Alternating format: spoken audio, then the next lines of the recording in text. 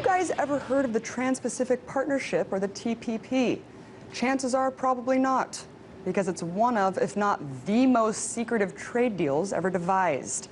What's being called NAFTA on steroids now encompasses 12 countries who have taken to the negotiating table, along with 600 corporate advisors. And now, China is considering joining the trade talks. China's participation would mean the merging of the world's three biggest economies, accounting for 40% of the global GDP. But the fact that these negotiations have been shrouded in secrecy raises much criticism among everyone from activists to trade attorneys who claim that the TPP is nothing more than a corporate coup d'etat. Earlier, I spoke with Kevin Zeese, attorney and co-founder of It's Our Economy, who currently is speaking at a forum about the TPP. I spoke to him about why this issue isn't getting more coverage, and I first asked him how public banking fits into the concerns over the TPP. Well, the TPP is really a privatization of, neoliberal kind of policy, privatization of all sorts of services. And so if they don't like state-owned enterprises, and so a public bank would have a harder time coming into existence with a TPP in existence. And it also gives a great deal of power to Wall Street banks. Really makes no controls. There's no controls put on for money going into or out of countries, which really gives them a great deal of control over those small countries' economies. It undoes a lot of the regulation of the limited regulation we got during the Obama era, and will continue to get big finance run loose. And so it's a real conflict between private banks versus a public service, and that's what the TPP is about. And economist Joseph Stiglitz points out that another thing the TPP will do is manipulate tax laws and hide profits by creating tax havens. Can you break this down?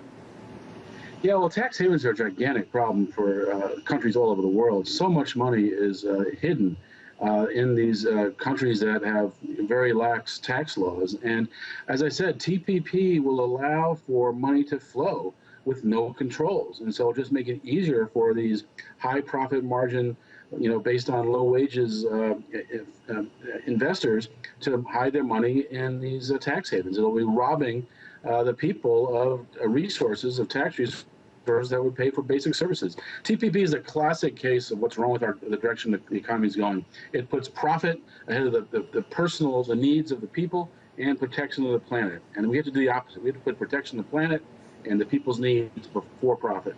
Unfortunately, that trend seems to be going the opposite, Kevin. And what's the latest news on the TPP about China? Because I was kind of surprised that they're considering joining on, given that China is already on top economically and still a growing economy.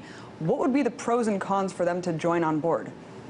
Well, I think that's a really interesting question, and it's a complicated one. I mean, China is, the fastest growing economy of the big economies, and you already have the number 1 and number 3 economy in the TPP. That's the United States and Japan. So people have been referring to this as the Asian trade agreement without China.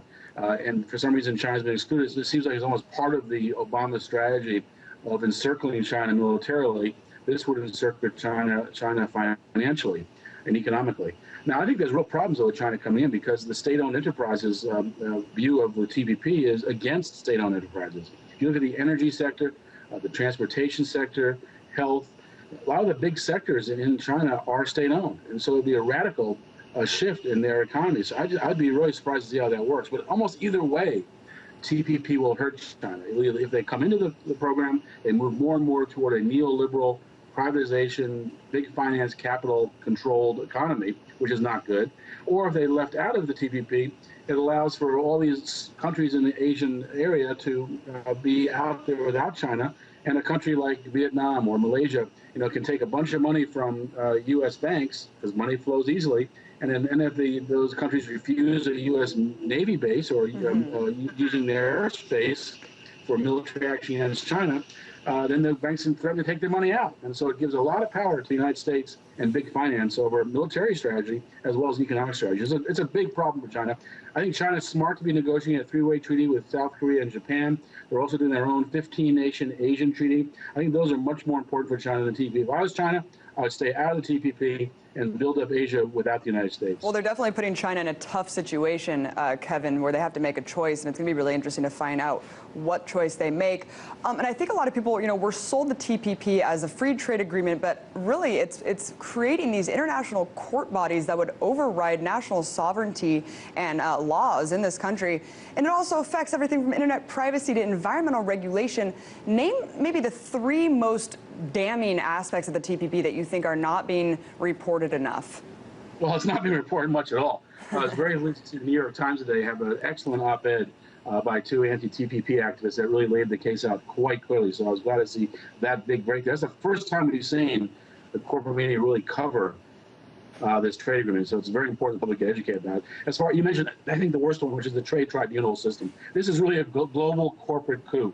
It will allow for corporations to become more powerful than governments. These tribunals will be 3-person judges. Mostly the judges will come from corporations on leave from their corporation, put on the robe, rule for the corporation, then go back to the corporation. So it's a totally corrupt trade system that can overrule environmental laws, labor laws, consumer protection laws, any issue that we want to see regulated and controlled, and where human needs are put first and planet protection put first, the TPP can overrule these trade tribunals. So it makes corporations more powerful than governments. It's really not a trade treaty. Only about 5 or so of the 30 parts of the treaty are dealing with trade. The rest deal with internet privacy. It can totally destroy the internet freedom. A lot we saw stopped in Congress, like SOPA. Now they're trying to do on the back door of the TPP. Same with a lot of financial regulation.